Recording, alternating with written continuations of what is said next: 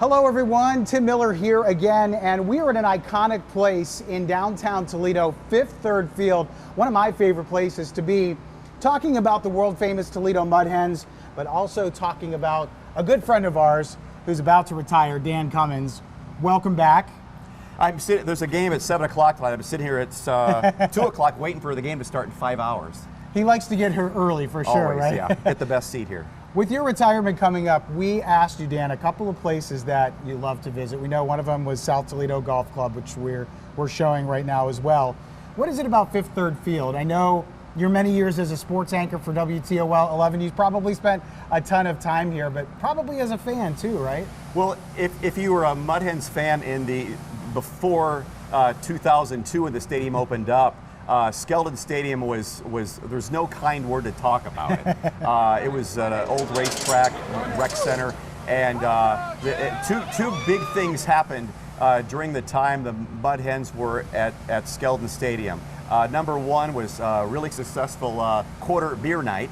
A lot of fans, a lot of happy fans went home that night. Quarter beer night? Wow. Yeah, and that was the day when it was commonplace for the AAA team to be visited by the Major League club. Now, I came from Peoria. There was no big-time baseball at all. Toledo has AAA baseball, a step below the major leagues. It was so cool.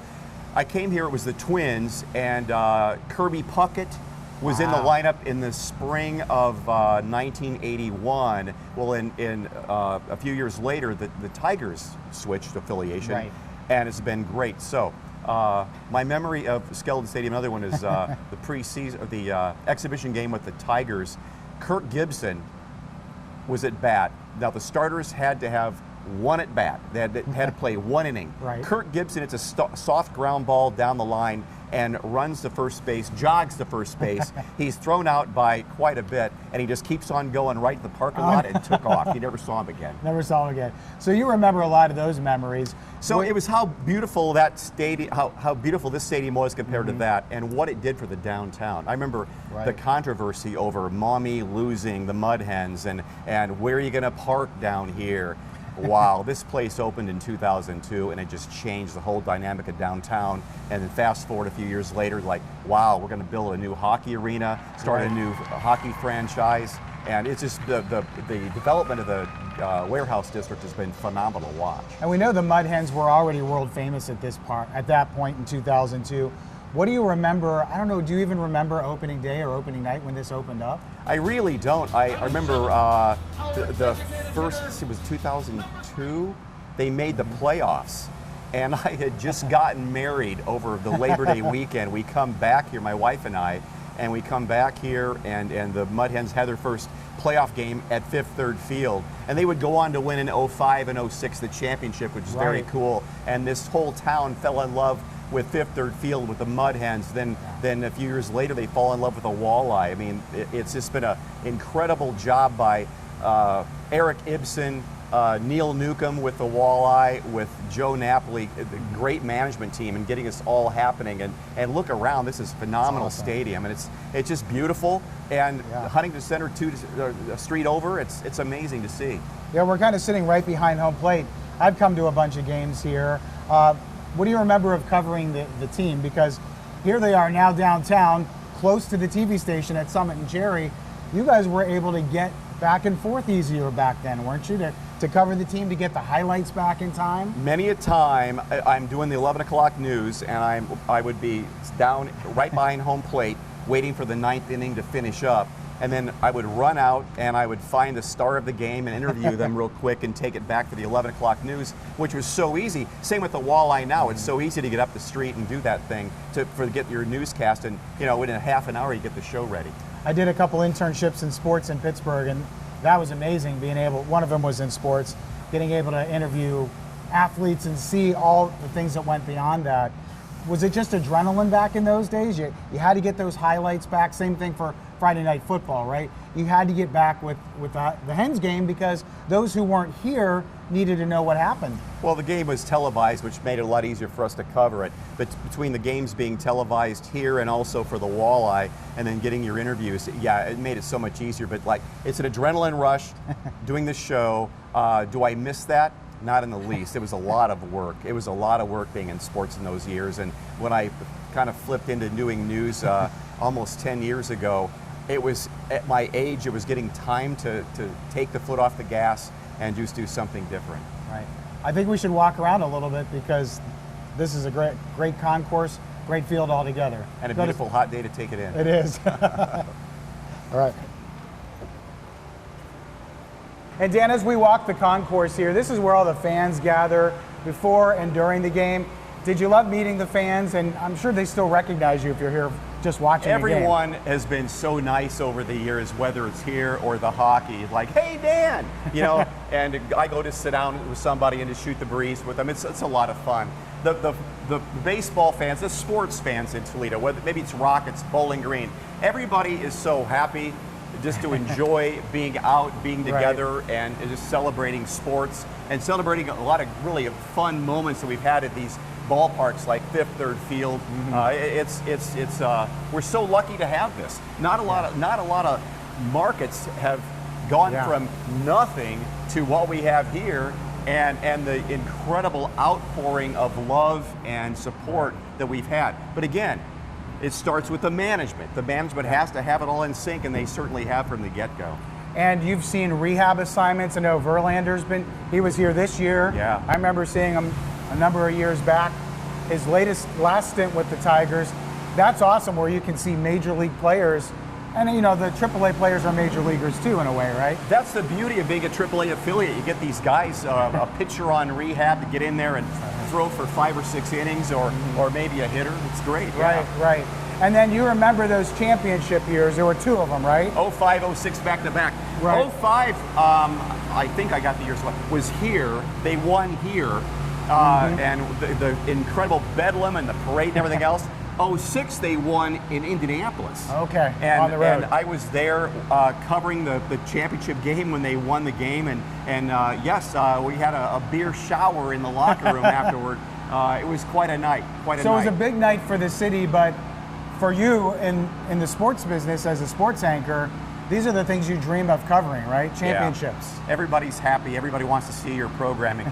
You know, going back to my first championship in this town was the Gold Diggers. The Gold Diggers won a championship in the early 80s, and I remember drinking a beer out of the Riley Cup. Was it Riley Cup? No, it wasn't. Okay. I don't remember what it was. But they won, and that was exciting. Yeah, it was fun. The whole locker room's going crazy. Fans are having a good time. I mean, these are things that, you know, other jobs you don't get to do. Are these the things that you'll remember when your career is over? You know what? Of all the things I've done in my career, not even sports, it was last year I spent a week with the United States Navy. Right.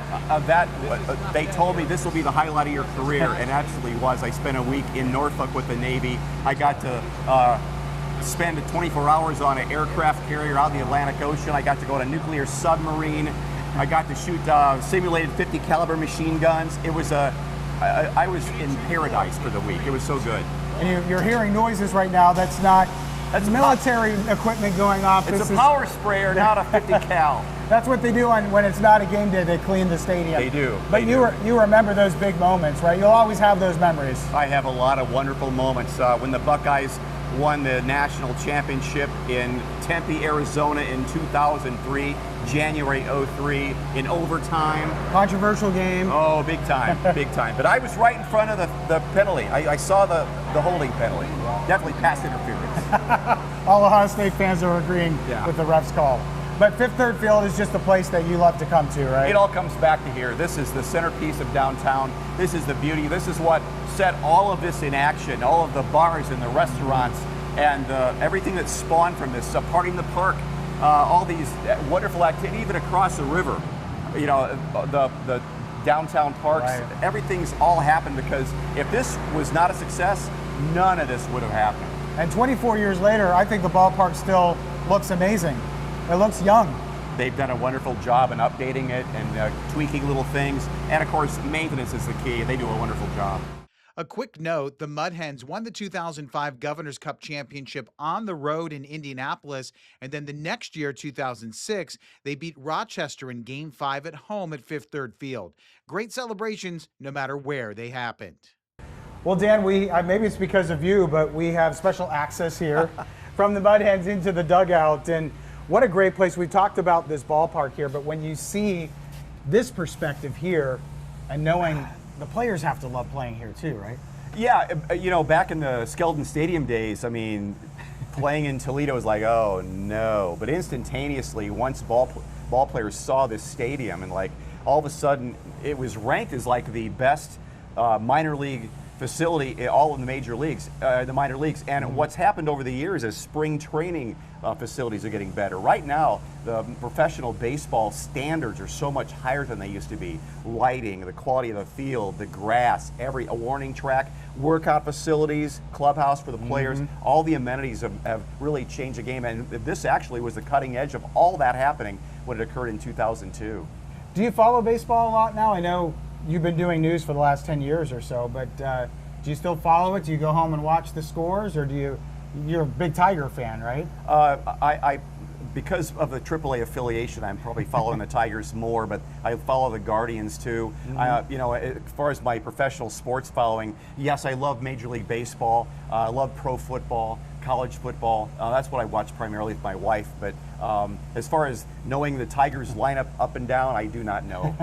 But when you're retired, you'll have more time for that. I will. I'm looking forward to all the different things I'll be doing. Spending more time with my wife. With Barb. Reading. Working out, leisure time, going on trips, just traveling a little bit. Going to be fun. And if you want to go to some ballparks that you haven't gotten to before, you don't have to put in a vacation request. You could just do it, right? Yeah, I'm trying to think in the Midwest what I've not seen. I've been to Cincinnati, the two Chicagos. Have you been to PNC Park in Pittsburgh? I have. Love it. That's my favorite. Love it. It's a beautiful park. I would think Comerica Park and PNC have a similar thing where you see the city skyline. Right. They're both beautiful. Yeah, PNC is fantastic. I got to go to Fenway Park years ago. Yeah. I was at Old Yankee Stadium. But yeah, I think these stadiums are beautiful. The old stadiums had a charm, but I think we're much better with these ballparks like Fifth Third Field. Do people still recognize you as the sports anchor? Because I would think that they would after all these years. Hey, love your sports. You see, grocery store. Love your sports. Oh, how are you liking retirement? I'm not. Not yet. I anchored every newscast this week on it. Yeah, it's crazy, but not everybody watches every newscast, and it's just nice to be recognized. That's what if you don't like it, you're in the wrong business. And when you retire, you're not leaving. Like you're leaving the station, but you're not leaving Toledo. Yep. Right. We're building a home in Toledo area near where we live now, and it's good. We're looking forward to the future. It's very exciting. Because a lot of times when someone maybe leaves television, people welcome you into their house every day, then they retire and they're gone, or they move somewhere else. Do you think it'll be nice to still live in this community that you worked in all these years? Look, it's fine. Look, I think people that know me well, I not a big ego. I'm just Dan, and all these years I was approachable, and I'm just Dan, and that will not change after August 14th. I'll still be just Dan. Will we still see you at some Mud Hens games? Perhaps. Are you buying the tickets? I'll buy you the ticket. Okay. You might have legendary status. You might not need a ticket. I don't know if I can just walk in like that. Where is a place that you would like to sit? I know I always like to be lower to the field, but then you're sitting in the sun. Would you like to have a suite? Where would Dan Cummins like to watch Mud Hens? If I'm not in a air-conditioned or heated suite with the free refreshments, I would like to be. The upper deck is great. Up in here behind home plate, it's a great viewpoint. And you're still close. Yeah, there's no bad seat in the stadium at all. And we know you mentioned the Huntington Center and the Walleye. I don't want to forget about them because you covered them a lot, and Toledo Storm in the days before that, right? So what do you remember about hockey? Because the city did not shut down in the winter, despite the fact that we don't have the greatest weather sometimes. You know, we had the Toledo Storm that was playing at the sports arena, and they had a real loyal fan base, and success. They won a championship. That was fun to cover. And then they went dark for a few years, and then while the Huntington Center was being built, and here they come resurrected as the Toledo Walleye. And again, we talk about the management with everybody that runs this team and the Walleye. They really know what they're doing. They're very fan friendly, and Toledo, Northwest Ohio, Southeast Michigan has definitely responded. It's a plus. And just the fans really get into it. I mean, they've known the Mud Hens for years, but the walleye, like I don't know, maybe it's just the nature of hockey is so exciting, but the team is loved by the fans, isn't it? Yeah. It's been fun to see. I love the walleye crowds when they're screaming at each other and the opposing teams, and it's fun. Was there one athlete that you've covered over the years? I'm kind of putting you on the spot here.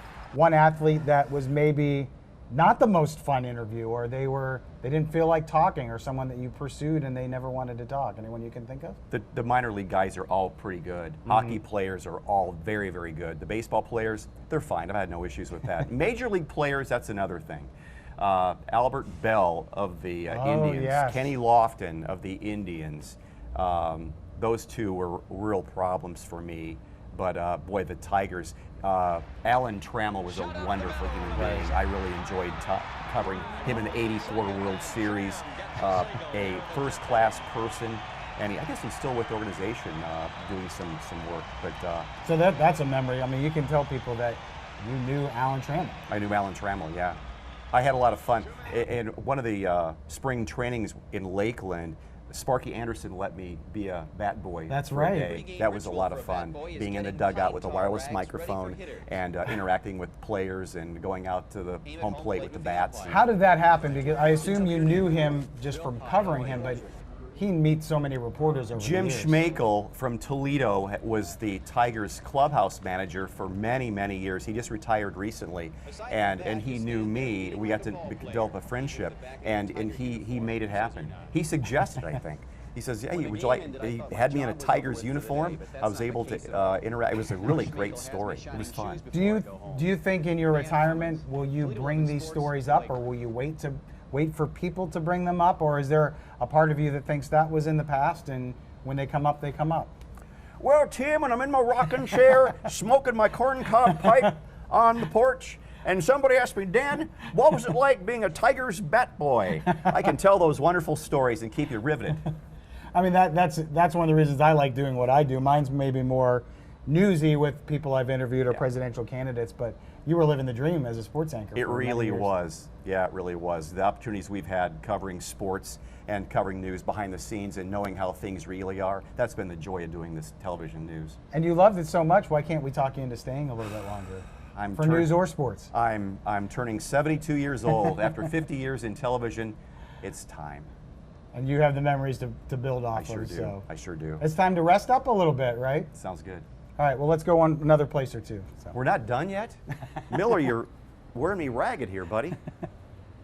So, Dan, we're here on the field. One thing I love about minor league or major league fields, it looks like a golf course. I know you love golf. What do you love about this playing surface? You know, years ago, Jake Tyler was the ground superintendent. This almost seems like fake grass. It's so perfect. And I would constantly grill Jake Tyler about, Jake, why is my yard looking like this, or why is it looking like that? The thing is, there are so many secrets. There's an under-soil there too. There's so many secrets they have to make this ball field the way it is. I mean, it's so tight, but it's like a fairway. It's like a green almost. It is. It's amazing. And yeah, I just love to go out there. Would you love to go out there and hit a 3-iron and make a big divot? Oh yeah. Whenever I would go to Pirates games in Pittsburgh as a kid, whenever we got home, we wanted to play baseball, even if it was midnight by the time we got back, because you felt that pull of a field or a sports event. I don't know if you felt that way too. No, I totally felt that. Sandlot, the whole thing. Loved playing baseball as a kid. I mean, I spent a lot of time on a baseball field. If you drive by a baseball field, you got little guys out there, little guys and gals, and there's that kid out there with playing with his glove or picking dandelions in right field. That was me. That was That was me, Tim. But then I got a little older, and I just fell in love with the game of baseball. I remember my earliest birthday memories in August was my mom would make a baseball glove cake.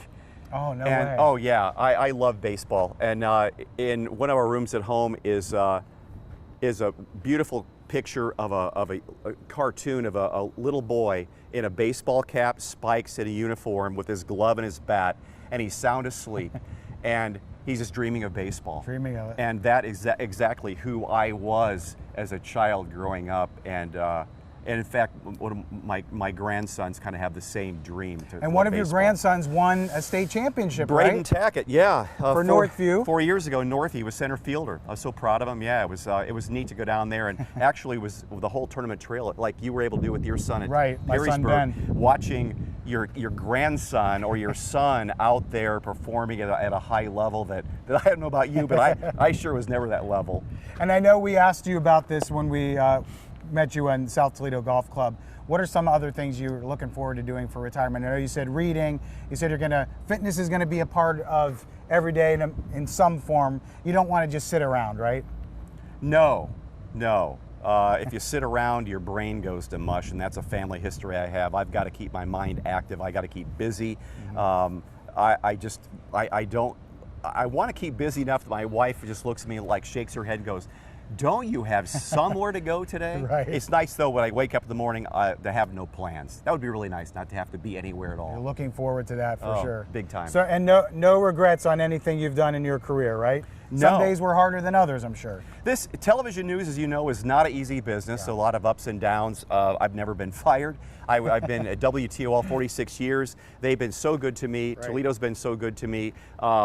Yeah, when I hang it up, I have no regrets at all. I'm just so fortunate to have come here in 1980 from Peoria. I'll have 20 years here in January, so good for you. I'm a little bit behind you, but no one can probably work here as long as you did. So you had to love it in order to stay for so long, right? I did. I moved here, and within a few years, it was real obvious this was a special place. My children were born here.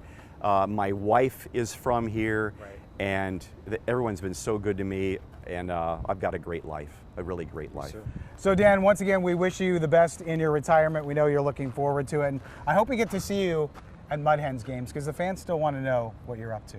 Yeah, well, if I hear that you're coming to the game, make sure you look me up. I'll buy you a hot dog. And if I'm not working, a cold beer or two, right? Absolutely, or That's two. what baseball's all about, I think. Yeah. Love this ballpark. Well, good luck to you, Dan, in your retirement. Thanks for joining us and showing us around. I'm Tim Miller. We will see you next time. Let's go get a dog or a beer.